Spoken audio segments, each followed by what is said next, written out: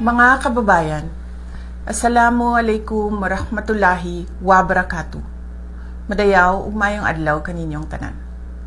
Magandang araw sa inyo lahat.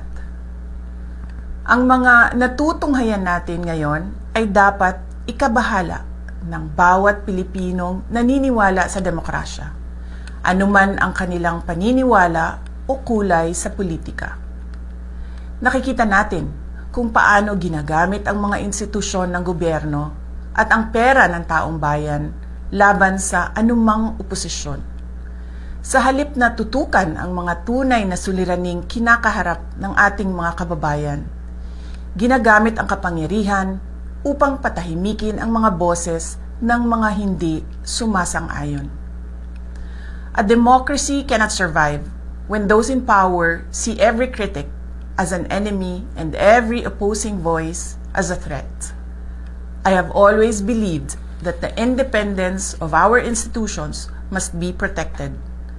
This includes not only the Senate and the House of Representatives as institutions, but every senator and member of the House must be free to perform his or her constitutional duty according to conscience, free from threats, pressure, or any form of intimidation. Good governance does not require the elimination of opposition. Democracy works best when there is a healthy opposition that is free to question. A government that fears dissent is not demonstrating strength. It is revealing insecurity. And that insecurity is reflected in the direction our country is taking today. The current state of our nation reveals three disturbing realities. First, the effort to divert attention from legitimate questions surrounding the flood control controversy. Second, the willingness to disregard constitutional safeguards in pursuit of a politically motivated impeachment. And third, the relentless pursuit of greater political power under the guise of charter change. These are the symptoms of a government that has become more preoccupied with protecting power than serving the people. The Filipino people deserve a government focused on solving problems, not silencing critics, on strengthening institutions, not bending them to political ends, and on serving the nation, not perpetuating power. Democracy is not weakened by dissent.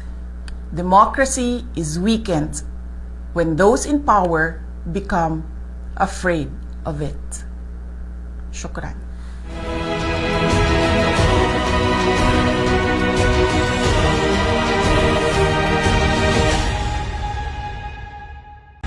Mga kababayan, Assalamualaikum warahmatullahi wabarakatuh.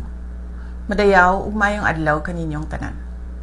Magandang araw sa inyo lahat. Ang mga natutunghayan natin ngayon ay dapat ikabahala ng bawat Pilipinong naniniwala sa demokrasya, anuman ang kanilang paniniwala o kulay sa politika. Nakikita natin kung paano ginagamit ang mga institusyon ng gobyerno at ang pera ng taong bayan laban sa anumang oposisyon. Sa halip na tutukan ang mga tunay na suliraning kinakaharap ng ating mga kababayan, ginagamit ang kapangyarihan upang patahimikin ang mga boses ng mga hindi sumasang-ayon. A democracy cannot survive when those in power see every critic as an enemy and every opposing voice as a threat. I have always believed that the independence of our institutions must be protected. This includes not only the Senate and the House of Representatives as institutions, but every senator and member of the House must be free to perform his or her constitutional duty according to conscience, free from threats, pressure, or any form of intimidation. Good governance does not require the elimination of opposition. Democracy works best when there is a healthy opposition that is free to question. A government that fears dissent is not demonstrating strength. It is revealing insecurity. And that insecurity is reflected in the direction our country is taking today. The current state of our nation reveals three disturbing realities. First, the effort to divert attention from legitimate questions surrounding the flood control controversy. Second, the willingness to disregard constitutional safeguards in pursuit of a politically motivated impeachment. And third, the relentless pursuit of greater political power under the guise of charter change. These are the symptoms of a government that has become more preoccupied with protecting power than serving the people. The Filipino people deserve a government focused on solving problems, not silencing critics, on strengthening institutions, not bending them to political ends, and on serving the nation, not perpetuating power. Democracy is not weakened by dissent. Democracy is weakened when those in power become afraid of it. Shukran.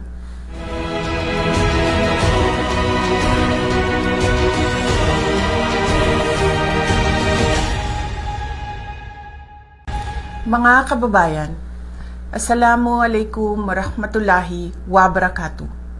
Madayaw ug mayong adlaw kaninyong tanan. Magandang araw sa inyo lahat.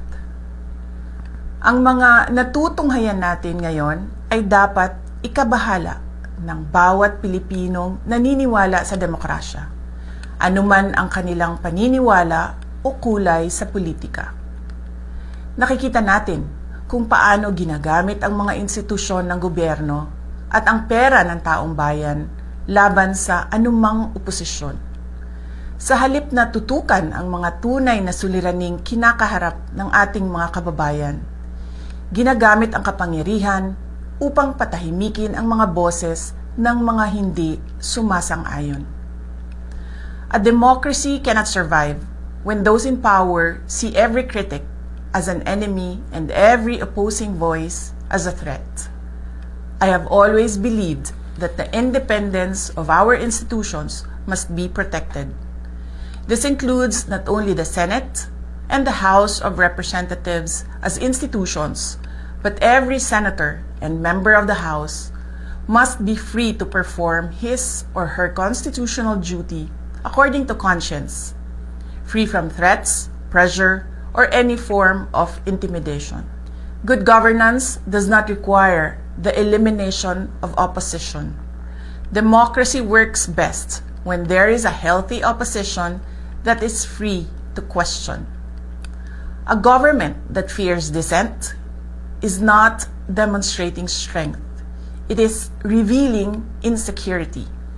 And that insecurity is reflected in the direction our country is taking today. The current state of our nation reveals three disturbing realities. First, the effort to divert attention from legitimate questions surrounding the flood control controversy. Second, the willingness to disregard constitutional safeguards in pursuit of a politically motivated impeachment. And third, the relentless pursuit of greater political power under the guise of charter change. These are the symptoms of a government that has become more preoccupied with protecting power than serving the people. The Filipino people deserve a government focused on solving problems, not silencing critics, on strengthening institutions, not bending them to political ends, and on serving the nation, not perpetuating power.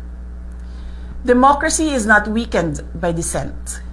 Democracy is weakened when those in power become afraid of it. Shukran.